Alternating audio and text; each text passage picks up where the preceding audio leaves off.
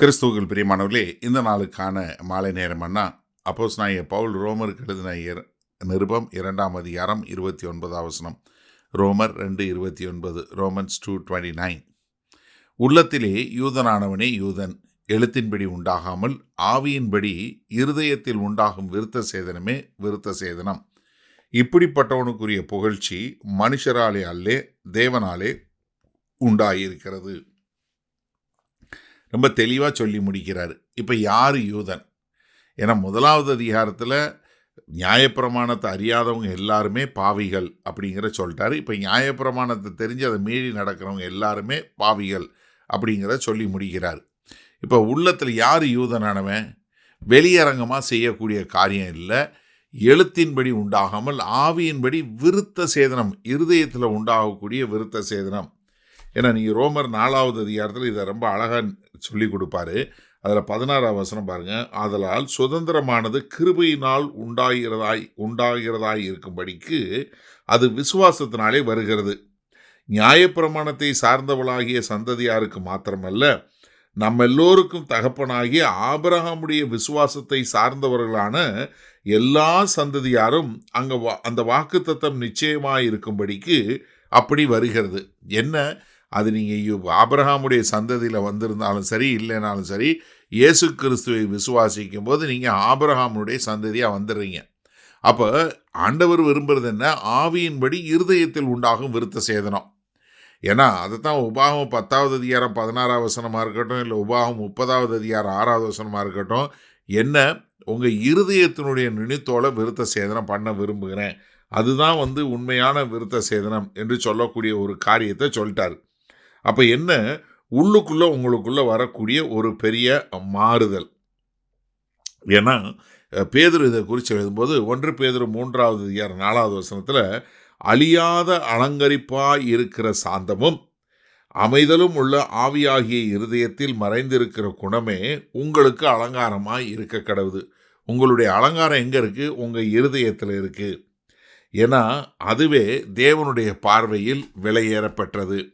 அப்போ நீங்கள் அப்படி வரும்போது என்ன ஆகுது? நீங்கள் மனுஷனுடைய புகழ்ச்சிக்காக பார்க்காம தேவனுடைய புகழ்ச்சியை பார்க்கக்கூடியவங்களாக வருவேன். ஏன்னா இப்படிப்பட்ட மனுஷனுக்கு எது ஒரு புகழ்ச்சி எதுலேருந்து வரும்? தேவன்கிட்ட இருந்து உண்டாகும். ஏன்னா யோவான் 12வது அதிகாரம் 43வது வசனம் என்ன சொல்லுது? அவர்கள் தேவனால் வருகிற மகிமையிலும் மனுஷரால் வருகிற மகிமையை அதிகமாய் விரும்பினார்கள். என்ன? அவங்க என்ன பண்ணாங்க? மகிமை யார்? மனுஷன்ட்ட இருந்து தேடினாங்க. இதை யோவான் 5வது அதிகாரம் 44வது வசனத்தில், தேவனாலே மாத்திரம் வருகிற மகிமையை தேடாமல் ஒருவரால் ஒருவர் மகிமையை ஏற்றுக்கொள்கிற நீங்கள் எப்படி விசுவாசிப்பீர்கள்? அப்போ யார் விசுவாசிப்பா? தேவன்கிட்ட இருந்து வரக்கூடிய மகிமையை எதிர்நோக்கி இருக்கக்கூடிய மக்கள் தான் விசுவாசித்து தேவனை ஏற்றுக்கொண்டு வாழ்வார்கள் என்று சொல்லக்கூடிய ஒரு காரியத்தை சொல்லிட்டார். அப்போ யார் ஒரு உண்மையான யூதன்?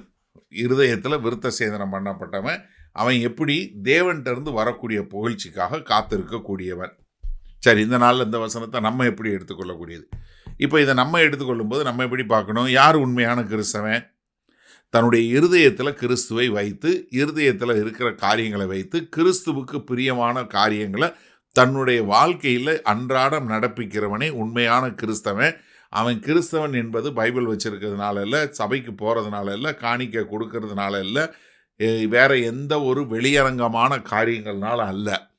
மாறாக அவனுடைய இருதயத்தில் அவன் எந்த அளவுக்கு கர்த்தரை விசுவாசித்து, கர்த்தரை நேசித்து, தன்னுடைய சுய விருப்பங்களை எல்லாம் விட்டுவிட்டு தேவனுடைய விருப்பங்களை நிறைவேற்றக்கூடியவனா, தேவனுடைய சித்தங்களை நிறைவேற்றக்கூடியவனா வரும்போது அவனுக்கு என்ன உண்டாகும்?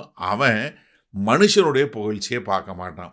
மனுஷர்கள் நான் நல்லவன் சொல்லணும், மனுஷர்கள் எங்களை பாராட்டணும்னு பார்க்க மாட்டான். மாறாக யாரை எதிர்பார்ப்பான்? தேவன்கிட்ட இருந்து வரக்கூடிய புகழ்ச்சி. ஏன்னா தேவனாகிய கர்த்தர் சாத்தானை பார்த்து என்ன கேட்டார்? சாத்தானே, நீ எங்கே போயிட்டு வந்த? நான் பூமிக்கு போயிட்டு வந்தேன்.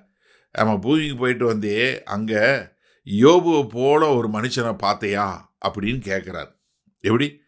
கர்த்தர் எந்த அளவுக்கு, தேவனாகிய கர்த்தர் எந்த அளவுக்கு பார்க்குறாரு பாருங்க. ஏன்னா அவருடைய கண்கள் எங்கே? பூமி எங்கும் உலாவி கொண்டு இருக்கிறது. அதனால் அவர் என்ன சொல்கிறாரு? என் பையன் யோபுவை பார்த்தையா? அப்போ பார்த்தீங்களா, ஏன்னா ஒரு மனுஷனுக்கு வரக்கூடிய புகழ்ச்சி எங்கேருந்து வரணும்? தேவன்கிட்ட இருந்து வரணும், மனுஷங்கிட்ட இருந்து இல்லை.